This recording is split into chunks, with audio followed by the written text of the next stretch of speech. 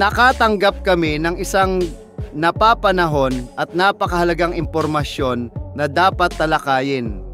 Isang bagay na maaaring makaimpluwensya ng malaki sa hinaharap na komposisyon ng hukbong dagat ng Pilipinas.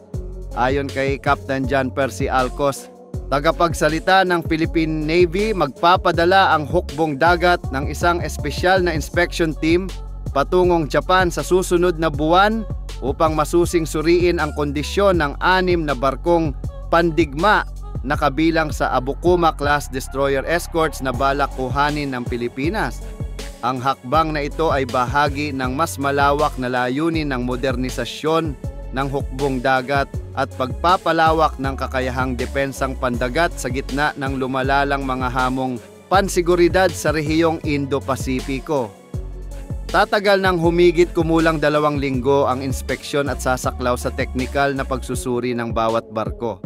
Binubuo ang inspection team ng mga piling opisyal ng surface warfare, mga inhenyerong pangsistema sa dagat, mga tauhan sa logistics, at mga tagasuri sa pinansyal.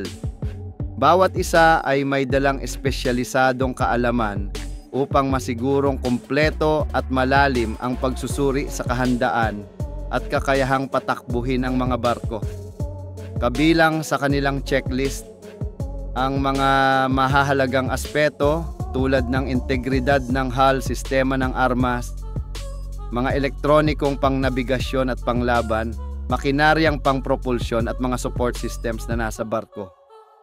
Layunin nito na matukoy kung ang mga barko ay nasa kondisyon pa upang maisama sa aktibong serbisyo ng Philippine Navy nang hindi na mangangailangan ng labis na gastusin para sa pagsasaayos o upgrade. Ang teknikal na pagsusuring ito ay mahalaga upang masiguro na ang anumang bibilhing kagamitan ay hindi lamang kapaki-pakinabang sa labanan, kundi matipid din sa gastusin. Ang mga Abukuma-class ships ay unang ipinasok sa serbisyo ng Japan Maritime Self-Defense Force, JMSDF, at kilala sa kanilang kakayahan sa anti-submarine warfare, compact na laki, at maaasahang performance. Bagamat hindi ito itinuturing na state-of-the-art na mga barkong pandigma sa kasalukuyang panahon, mahalaga pa rin ang mga ito para sa mga tungkulin tulad ng patrol operations, coastal defense, at maritime domain awareness, lalo na para sa isang archipelagic na bansa gaya ng Pilipinas.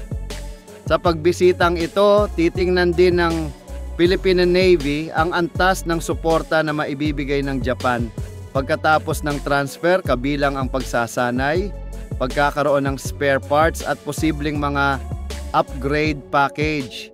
Susuriin naman ng mga eksperto sa pinansya ang pangmatagalang gastos sa operasyon at maintenance, habang ang mga tauhan sa logistics ay titingin kung gaano kadaling ma-integrate ang mga barko sa kasalukuyang sistema ng suporta ng Navy. Binigyang diin ni Captain Alcos na ang mga natuklasan ng inspection team ay isusumite sa Department of National Defense at sa iba pang kaugnay na ahensya ng pamahalaan bilang batayan sa paggawa ng desisyon. Kapag naging positibo ang resulta ng ebalwasyon, maaaring magkaroon ng formal na kasunduan sa pagitan ng dalawang pamahalaan marahil sa ilalim ng isang defense cooperation o transfer program na posibleng may kasamang grant o concessional arrangement.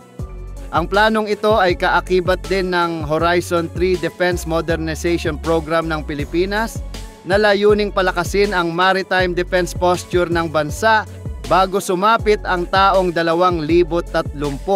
Kung maaprubahan, malaki ang magiging tulong ng pagdating ng mga barkong ito sa presensya ng Philippine Navy sa mga estratehikong karagatan tulad ng West Philippine Sea at silangang baybayin ng bansa. Higit pa sa isang simpleng procurement exercise, ang inisyatibang ito ay tumasalamin sa lumalalim na ugnayang pangdepensa sa pagitan ng Pilipinas at Japan, dalawang maritime democracies na parehong humaharap sa kahalintulad ng mga hamon sa rehiyon. Maaari rin itong magsilbing huwaran para sa mga susunod na military hardware transfers o mga proyektong pangkaunlaran sa pagitan ng dalawang bansa. Habang naghahanda ang Philippine Navy para sa mahalagang misyon ng inspeksyon, ang mga taga-subaybay sa depensa at mga analyst sa rehiyon ay siguradong babantayan ang resulta nito na maaaring magbukas ng bagong yugto ng pinalawak na kooperasyong pandagat at pinatibay na kakayahang pandagat para sa Pilipinas. Posible rin na mangailangan ng modernisasyon ang mga barko pagdating sa Pilipinas. Kabilang dito ang pagpapalit ng mga lumang radar, fire control systems at sonar equipment ng mas makabagong mga sistema na maaaring ibigay ng mga Japanese defense contractors sa ilalim ng isang kasunduang pamahalaan sa pamahalaan. Ang JMSDF ay kasalukuyang nagre-retiro ng mga barkong Abukuma class upang bigyang daan ang mas modernong Mogami class multi-role frigate na may advanced sensors, mas kaunting kailangang crew at mas mataas na automation.